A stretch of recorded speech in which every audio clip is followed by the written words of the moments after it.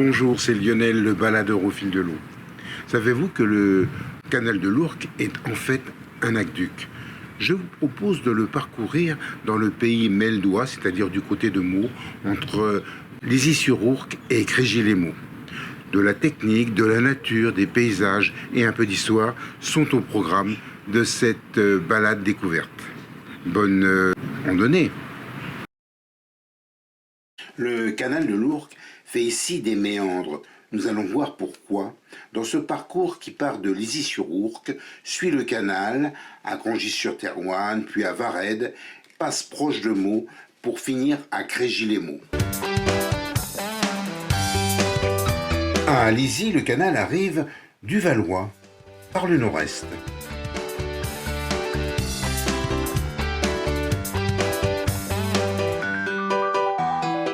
Il passe sur les hauteurs de Lizy-sur-Ourcq à l'altitude de 60 mètres environ.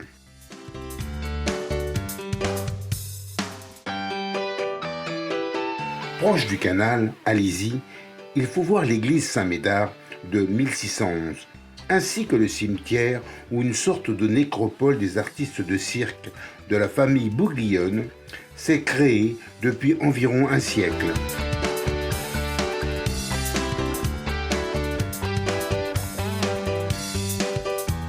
Nous avions vu dans un précédent film que la rivière Ourcq, ici, s'est désolidarisée du canal qui passe bien au-dessus. Entre les deux, il y a une très vieille fontaine avec un lavoir.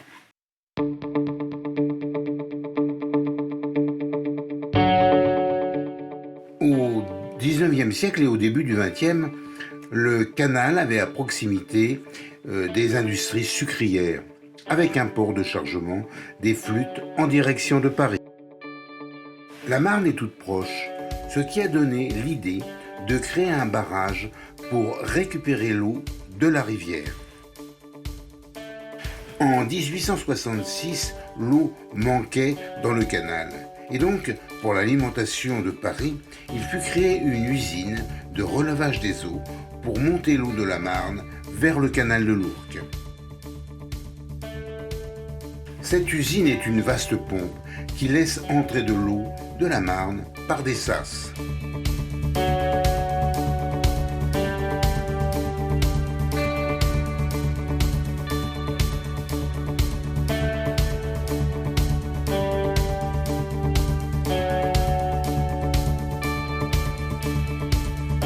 L'ingénieur Dominique Girard a installé des turbines novatrices pour l'époque de 1867 à 1868. Il s'agit de deux roues en fonte de 10 mètres de diamètre actionnées par une chute d'eau de 2 mètres avec de puissants injecteurs faisant ainsi tourner la roue.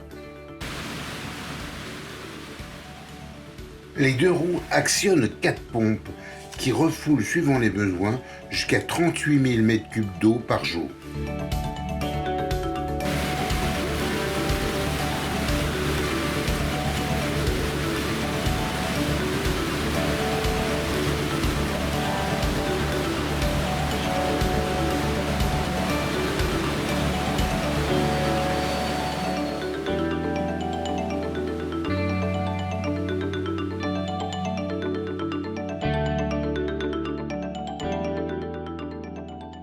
Cette conduite remonte une pente de 20 mètres de hauteur, puis déverse l'eau de la Marne dans le canal.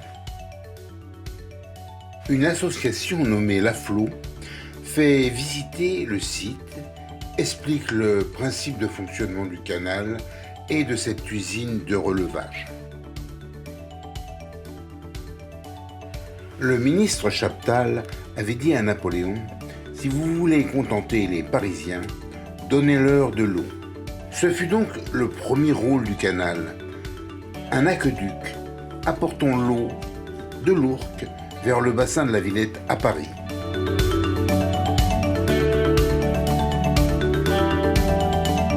Sur le pont de Congis-sur-Thérouanne, nous voyons point kilométrique 71,8.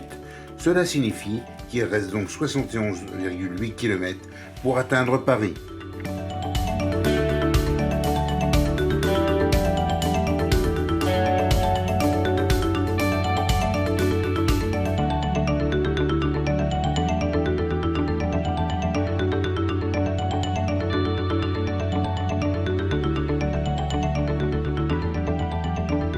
L'indication du tirant d'air est la hauteur d'un bateau pouvant passer sous un pont sans le toucher. Autrefois, le pont ici était mobile pour laisser passer les bateaux. La rue du Gué nous mène au bord du canal, sur le plateau irrigué par la Thérouanne. La carte nous montre que la rivière Thérouanne est divisée à Congis. Un bras vers le village, situé sur le bas, et l'autre dirigé vers le canal de l'Ourcq. Sur le plateau de la Thérouanne se sont déroulés ici, en septembre 1914, les fameux combats de la bataille de la Marne.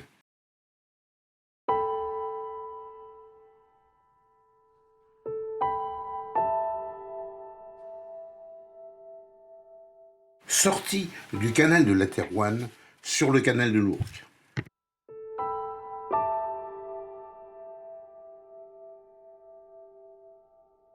Nous passons près d'un déversoir qui, en cas de forte pluie, sert à évacuer l'eau en surplus.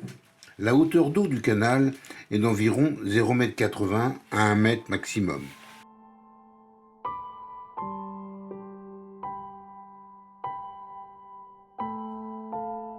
Faisant limite entre Congis et Varède, nous descendons dans le rue du Creux. De telles arrivées d'eau irrégulières peuvent générer des problèmes. Aussi, on a réalisé ici un passage sous le canal pour écouler le ruisseau. Puis on arrive dans le secteur du village de Varède, où des arbres au bord du canal ont été replantés récemment. Il n'est pas rare de voir des hérons qui sont assez nombreux le long du canal. Grâce à une très bonne irrigation, la commune est fortement ruralisée et se prête à la culture céréalière.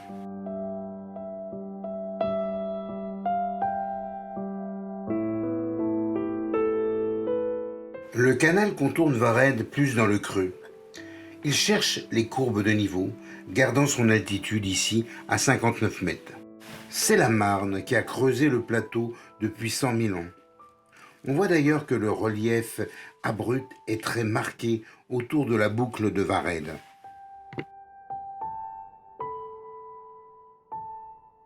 Je rappelle que ici nous sommes sur le réseau fluvial de la ville de Paris, qui entretient le canal et les écluses.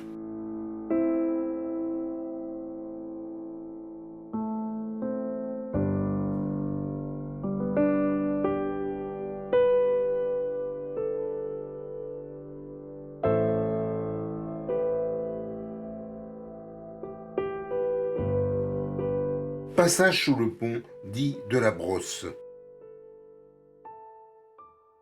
Une halte fluviale est associée à une écluse.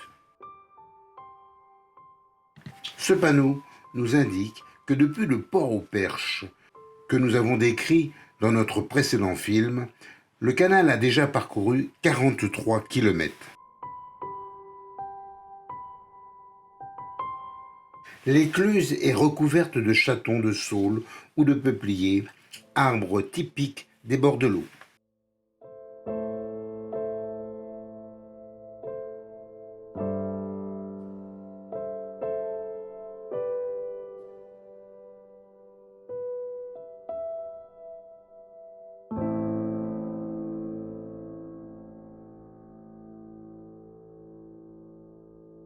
Le pont de la Voie Blanche est en pente, laissant passer la D405 qui grimpe sur la hauteur.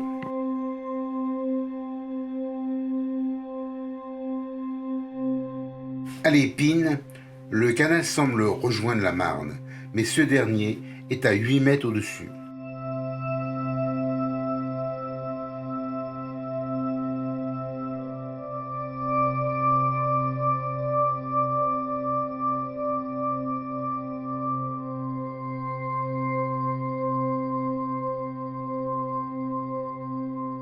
Après une belle ligne droite, le canal passe ensuite tout proche du petit village de Poincy.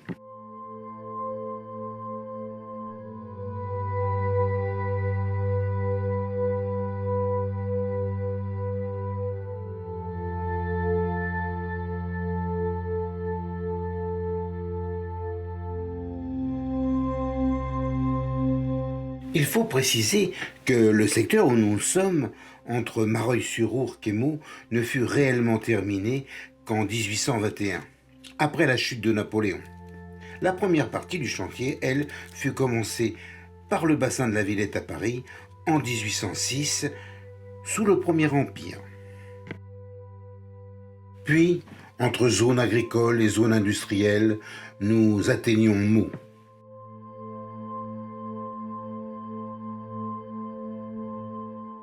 Passage au pont dit du Gué. Le canal vient du nord, fait une belle boucle dans le quartier de Beauval. Sur la carte, nous voyons une flèche bleue qui indique qu'autrefois, il y avait un transbordeur à bateau entre la Marne et l'Ourcq.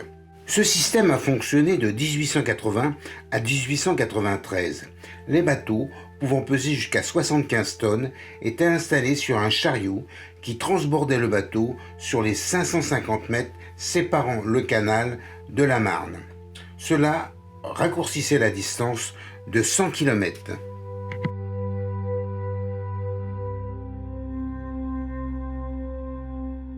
On observe ici un ragondin. Il se chamaille avec des oies bernaches pour de la nourriture.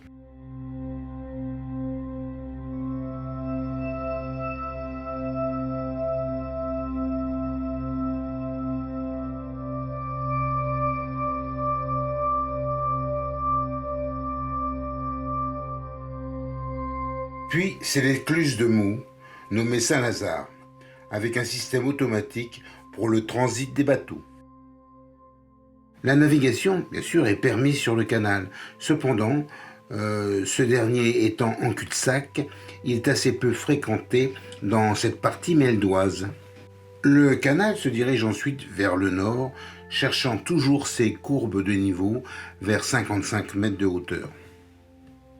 Il passe à proximité du musée de la Grande Guerre, qui, sur une scénographie de 3000 m², présente une riche collection de 7000 objets et documents sur la guerre de 14-18. Il y a également à proximité un grand monument américain. Ce mémorial rend hommage aux nombreux soldats alliés tués au champ d'honneur sur les fronts de la vallée de la Marne.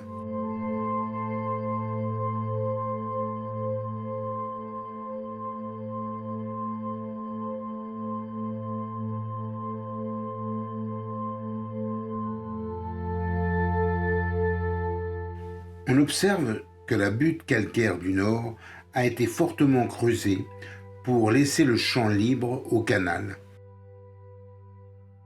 Ce dernier fait une belle boucle autour de la plaine dite du Faron, terrain d'expansion des crues éventuelles de la Marne.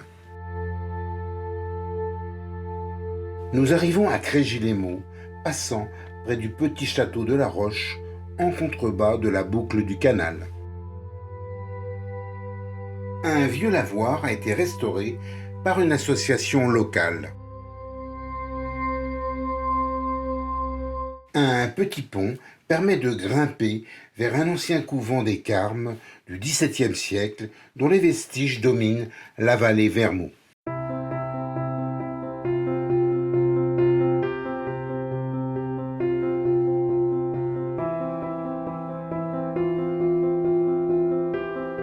Le canal redevenu rural se courbe, enveloppant Meaux.